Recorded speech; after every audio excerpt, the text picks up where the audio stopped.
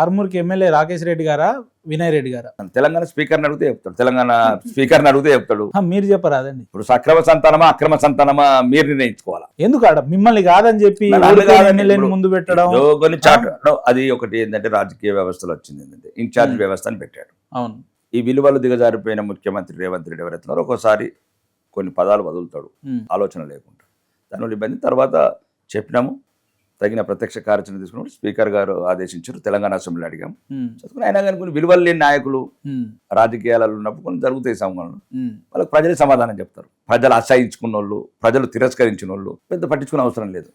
ఇప్పుడు ఎన్నిసార్లు పోటీ చేసినా ఓడిపోవడానికి పుట్టిన వాళ్ళని మనం ఏమనకూడదు, వాళ్ళు పుట్టడమే ఓడిపోవడం. సరే, ఈ రాష్ట్రానికి రేవంత్ రెడ్డి గారు ఏం హామీలు ఇచ్చిర్రు, తర్వాత అవి ఆయన గుర్తున్నాయా లేవా అనే పక్కన పెడితే రాకేష్ రెడ్డి గారు ఆర్మూర్లో గెలవడానికి వ్యక్తిగతంగా నియోజకవర్గంలో ఏం హామీలు ఇచ్చిండో అవన్నీ ఇప్పుడు ఆయన గుర్తున్నాయా, లేదంటే ఏమైనా పనులు నడుస్తున్నాయా అంటే ఏం చెప్తారు? నేను అన్ని ప్రతి మాట గుర్తుంది, ప్రతి పదం గుర్తుంది. మీ ప్రజలు చూస్తారు ఈ వీడియో. 100% చెప్తాను. ఈరోజు తెలంగాణలో కూడా ప్రతిపక్ష ఎమ్మెల్యేలు అందరికన్నా ఎక్కువ నిధులు తెచ్చింది నేను, కానీ నా వాటాలో 10% వచ్చినాయి. ఓన్లీ 10%? మళ్ళీ అదే చెప్తున్నాను, అందరికన్నా ఎక్కువ వచ్చింది నాకే. మళ్ళీ 700 కోట్లు కన్నా 7,000 కోట్లు రావాలి. అట్లా అంటే వాటా, రాష్ట్ర బడ్జెట్ ఉన్న వాటా కావచ్చు, నువ్వు ఏదైతే కేంద్రం నుంచి అప్పులు తీసుకొస్తున్నా 3,75,000 వాటా కావచ్చు, అంతే కదా. తెలంగాణ అసెంబ్లీ అడిగింది నేనే. 90 లక్షల మార్కెట్ ఇస్తావు, 1000 కోట్లు పెట్టకుండా అవుతావు ముఖ్యమంత్రి, ఎవడబ్బా సొమ్మని తీసుకెళ్తావని అసెంబ్లీలో గర్జించింది నేనే. కాబట్టి ఒకవేళ ఇప్పుడు మేము ఆ రోజు వాగ్దానాలు ఏమి ఇచ్చినాము, బీసీ ముఖ్యమంత్రిని చేస్తామని చేయలేకపోయాం. ఎందుకంటే మా ప్రభుత్వం రాలేదు, మా మేనిఫెస్టో వేరు. ఆర్మూర్ నన్ను ఆదరించింది కానీ మేము అధికారం రాలేకపోయాం. ఒకవేళ మళ్ళీ ఈరోజు ప్రతిపక్షంలో ఉన్నాం. ఇప్పుడు ఉదాహరణకు ఫర్ ఎగ్జాంపుల్ ఉంది, గల్ఫ్ కార్మికులు అసలు పట్టించుకునేవాడు 50 సంవత్సరాల నుంచి. ఎంత ఊరుకు 10 మంది శవాలు వచ్చినాయి, ఊరికి 10 మంది విధవలైనరు, పిల్లలు అనాథలైనరు, వాళ్ళ బతుకులు ఎట్లా అలా ఓట్లతో ఒక్కొక్కడు 4 సార్లు ఎమ్మెల్యేలు అయినరు. ఒక్కడు కూడా ఒక్కో రోజు కూడా ఒక అసెంబ్లీలో ఒక మాట మాట్లాడలేదు. నేను ఈరోజు ఉత్తర తెలంగాణ జిల్లాలో నేను ఒక రుణం తీర్చుకున్నాను. నేను ప్రభుత్వాన్ని మెడలు వంచి ఆర్డర్స్ పాస్ చేపించి చనిపోయిన ప్రతి గల్ఫ్ మృతులకు 5 లక్షల రూపాయలు రాజ లాంఛనాలతో, ప్రభుత్వ లాంఛనాలతో శవం ఎయిర్పోర్ట్ నుంచి ఇంటికి పోయేటట్లు చేసింది నేను. ఇది విధాననీయం, ఒక్కరోజు కాదు, నా జీవితంలో ఒక మర్చిపోలేని విజయం నాకు. అది కావచ్చు, విద్యా వ్యవస్థ మీద కావచ్చు, వైద్యం మీద కావచ్చు. నేను ఒక శాసనసభ్యుడు కాకుండా తెలంగాణ రాష్ట్ర వ్యాప్తంగా ప్రధాన సంస్థల మీద పోరాడుతాను. ఈరోజు రాష్ట్ర వ్యాప్తంగా గుర్తింపు వచ్చింది. మాకున్న కార్యాచరణ కూడా ఇప్పుడు మాకు సీనియర్ నాయకులు చెప్తారు, నియోజకవర్గం కాదు, ఈరోజు మీరు ఒక ప్రజలలో ఒక మంచి ఇమేజింగ్ ఫాలో ఉంది. కాబట్టి మీరు సమస్యల మీద పోరాడండి. ఇప్పుడు ఎన్నిసార్లు మాట్లాడినా, చాలాసార్లు మాట్లాడాం బాత్రూమ్ల గురించి, ఎన్నిసార్లు బాత్రూమ్.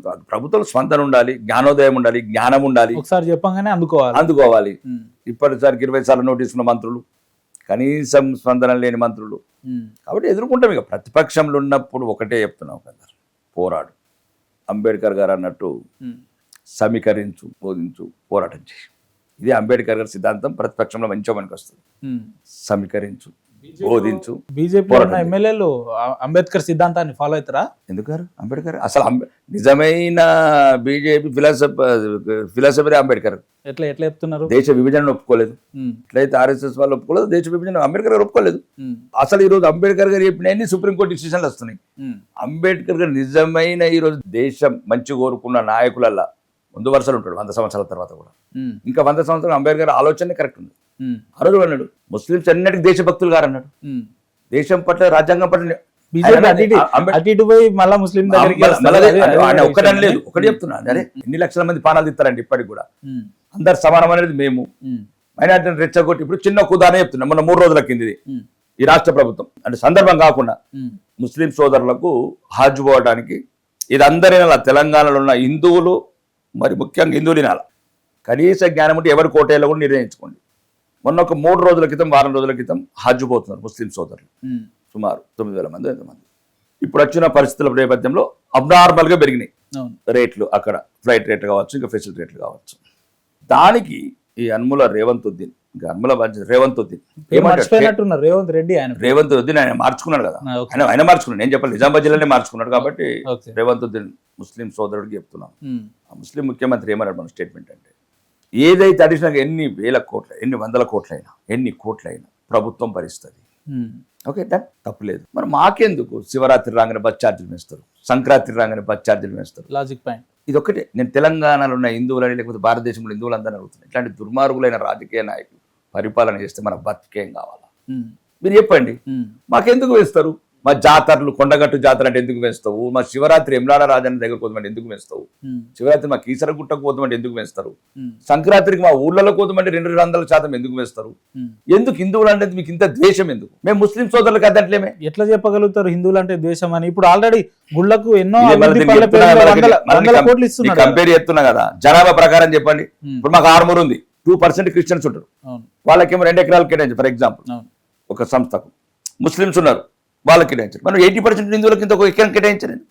నేను అనేది తప్పుల గురించి కాదండి. ఈ రోజు మీరు ఎప్పుడైతే ఎందుకు ఇప్పుడు అంబేద్కర్ గారు ఎందుకు చెప్తున్నానంటే, అంబేద్కర్ ఒక్కటే కాదు చాలా చెప్పాడు. ఈ రోజు చివరి ముస్లిం పాకిస్తాన్ వెళ్ళి చివరి హిందూ భారతదేశం వచ్చే వరకు దేశ విభజన కావద్దన్నాడు. అది 100% నిజం. లేకుంటే దేశ విభజనకు మీనింగే లేదు కదా. ఈడ మీరు ఎందుకు హిందువులు ముస్లిం అని డివైడ్ చేసి మాట్లాడుతున్నారు? భారతదేశం అంటేనే సెక్యులర్ దేశం. ఇక్కడ నిమ్న వర్గాలు ఉంటాయి, నిమ్న జాతులు ఉంటాయి, అనేక సంస్కృతి భిన్నమైన సాంప్రదాయాలు ఉంటాయి, అందరూ నివసించవచ్చు, ఎవరు ఏదైనా మాట్లాడవచ్చు, స్వేచ్ఛ కలిగిన దేశం, సెక్యులర్ దేశం అని అంటారు కదా ప్రధానంగా. కానీ మీరు అక్బరుద్దీన్ ఏమంటున్నాడు? మరి అక్బరుద్దీన్ అడగవు, మాకు కల్మా మా దేశంలో నన్ను అడగవు, నువ్వు దమ్ము లేదా? ఏ ఎక్కువ మీడియం చూడలేని అడగంగా. ఇదే ఈ రాష్ట్రంలో అవకాశం వస్తే అడుగు. మళ్ళా ఇవ్వద్దు ఉపేందర్. ఏ మీడియా ఎందుకు అడగారు అక్బరుద్దీన్ని? అసౌద్దీన్ ఎందుకు అడగారు? ఎందుకు అడగారు? వాడు డైరెక్ట్ ఎవడైనా మా కాళ్ళ దగ్గరికి రావాల్సిందే, రెడ్ అయినా రావైనా ఇప్పుడు అన్న మా ముస్లింస్ మా కాళ్ళ దగ్గర రావాల్సిందే. ఇదే పాత ఈ అహంకారపూరిత మాటలు ఎందుకు అక్బరుద్దీన్? ఇదే ఎంఐఎం మీద నిలబడడానికి బీజేపీ అభ్యర్థులను ఎందుకు పెడతలేరు మరి? ఇగో తర్వాత ఎంఐఎమే కాదు, ఒకవేళ హిందువులు జాగ్రత్తలు ఇదే పాత బస్తీలో బీజేపీ అభ్యర్థులు ఎందుకు నిలబడతలేరు అంటున్నా. ఎంఐఎం మీద అసలు మీరు పొలిటికల్ లో పోయి మీరు చూడండి. అసలు ఫస్ట్ ఏదైతే ఎలక్షన్ కమిషన్ ఉంటుందో ఎవరెవరు పొలిటిషన్, మా బీజేపీలో ఉన్నారు పొలిటిషన్ లేరు, ఎవరు లేడు. హిందువులు అందరూ చంపేశారు, సగం మందిని చంపేశారు, సగం మందిని ఎలగొట్టారు, గర్భవతులను కత్తులతో పొడిచారు. 1990 రికార్డ్స్ ఉన్నాయి, రికార్డెడ్ ఉన్నాయి. బీజేపీ నినాదం ఏంటంటే ఈ దేశంలో ఉండాలంటే జై శ్రీరామ్ అనాల్సిందే, అలా అనకపోతే బాగుండదు, ఈ చింతపండు అనేది వాళ్ళ. అది రాంగ్, అది తప్పు. ఇచ్చిన మాట ఎందుకంటాడు? వాడు మతంలో ఏమిటో వాళ్ళు అనుకుంటాం, మేము అది కాదు. ఈ దేశ రాజ్యాంగాన్ని కట్టుబడాలి. You love first your country. Parliament లోనే ఎంపీ చెప్పిండు, ఈ దేశ్ మే रहना है तो జై శ్రీరామ్ బోల్నా హై పడేగా. జై శ్రీరామ్ జరూరత్ నవనీత్ కౌర్ గారు చెప్పారు. ఒక్కొక్క వ్యక్తులది కాదండి. భారతీయ జనతా పార్టీ సిద్ధాంతం, నరేంద్ర మోడీ గారి అనే నినాదం ఒకటి, సబ్కా సాత్ సబ్కా వికాస్. అవును. ఈ రోజు 6 కోట్ల ఇల్లు కట్టినప్పుడు ఎక్కడ కూడా ముస్లిం ఇల్లు హిందువులు ఇవ్వలేదు. వందే భారత్ టెండర్ల ముస్లిం సీట్లు హిందూ సీట్లు అని కాదు. ఈ రోజు 14-15% ఉన్న ముస్లింస్ 32% పోతుంది ఈ భారతదేశంలో. కానీ ఇదే అమిత్ షా గారు తెలంగాణకు వచ్చి ముస్లింలకు ఉన్న రిజర్వేషన్ తీసేస్తా అని చెప్పొచ్చు. అసలు అది అదే చెప్తున్నాను కదా, ముస్లిం రిజర్వేషన్ రాజ్యాంగం లేదంటే. ఇప్పుడు నా క్రిస్టియన్ ముఖ్యమంత్రి పెట్టిండు. నేను ఏమంటున్నానంటే, రాజ్యాంగం ప్రకారం ఉంటావా నువ్వు సొంతంగా? మరి ఎవరు పడితే వాళ్ళు చేస్తారు, అంతే కదా. రాజ్యాంగాన్ని గౌరవిస్తున్నాం. మత ప్రాతిపదికన రిజర్వేషన్ ఉండకూడదని క్లియర్ గా రాసిండు. ఒక్కరు రాయాలి కదా, 276 మంది మేధావులు రాసిండు. దేశ ఐక్యత దృష్ట్యా, దేశ భవిష్యత్ దృష్ట్యా 1000 సంవత్సరాలు బానిసత్వంలో బతికింది దేశం. ఇదే రాజ్యాంగంలో ముస్లింలు ఎక్కడ భారతదేశంలో ఉండడానికి వీల్లేదని అనలేదు కదా. ఇక్కడ ముస్లింస్, క్రిస్టియన్స్, హిందువులు అని లేరండి, భారతీయులు మాత్రమే ఉండాలి. మేము అనేది అదే, తినే తిండి, పీల్చే గాలి, ఉండే దేశాన్ని ఆడుకుంటే పక్క దేశం పాట వాడద్దంటారు. ఎవరు అట్లా ఇస్తున్నారు? ఎందుకు బహిరంగంగా?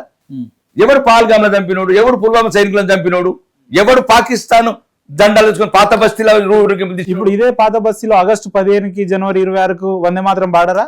మళ్ళీ మనకి అదే చెప్తున్నా, ఈ దేశం భారత వందే మాత్రం బీజేపీ అనుకుంటున్నాం. వందే మాత్రం బీజేపీ ఎందుకు అవుతుంది? భారతదేశం పాట అది.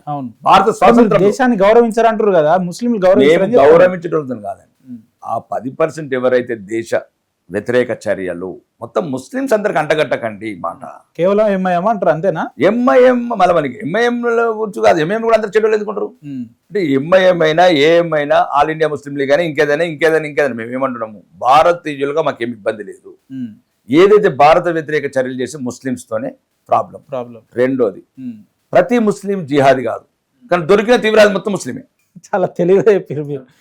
నేను చెప్పదలుచుకున్నది, వాళ్ళందరూ ముస్లిం కాదు కానీ ముస్లింలు అందరూ ముస్లింసే. ఒళ్ళు కనకనం అంటుతుందండి.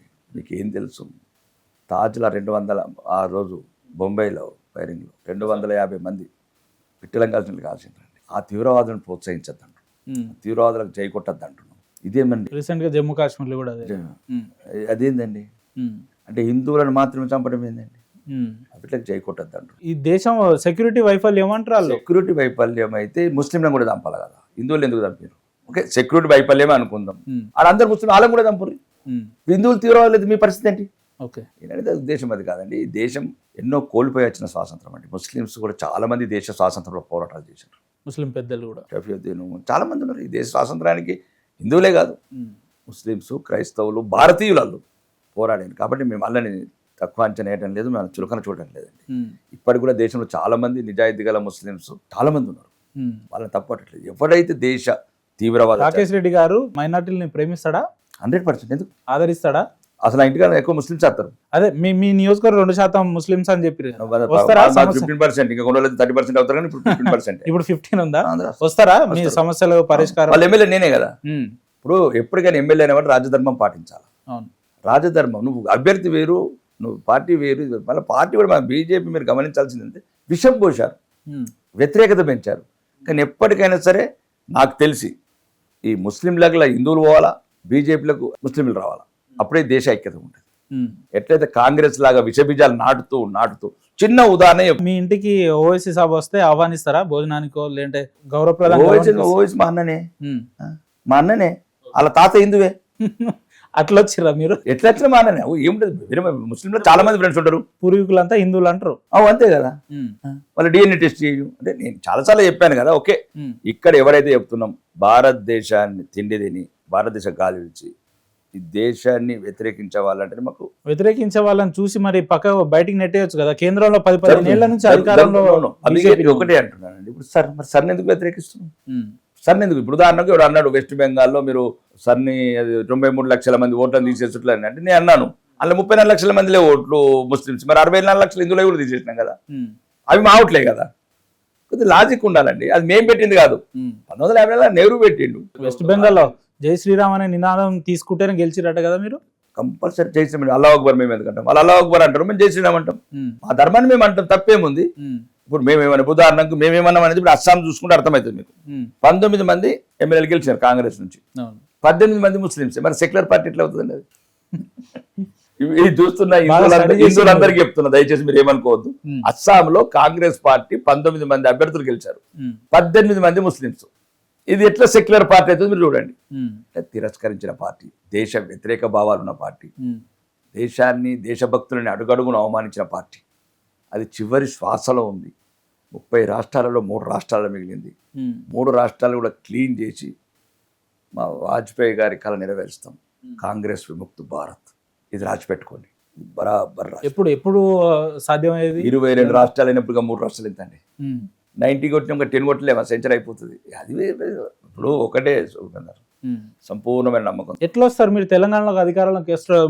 మాజీ అధ్యక్షుడు, ప్రస్తుత కేంద్ర మంత్రి, రాష్ట్రం అంతా తీవ్రమైన చర్చ నడుస్తుంది, మీకు కూడా తెలుసు. బండి సంజయ్ కుమారుడి కథ వ్యవహారం ఎట్లా స్పందిస్తారు ఒక ఎమ్మెల్యేగా? ఏం చెప్తారు? దానికి ఆయనకేం సంబంధం? ఆయనకేం సంబంధం? ఒకసారి మళ్ళీ చెప్తారు ఈ మాట.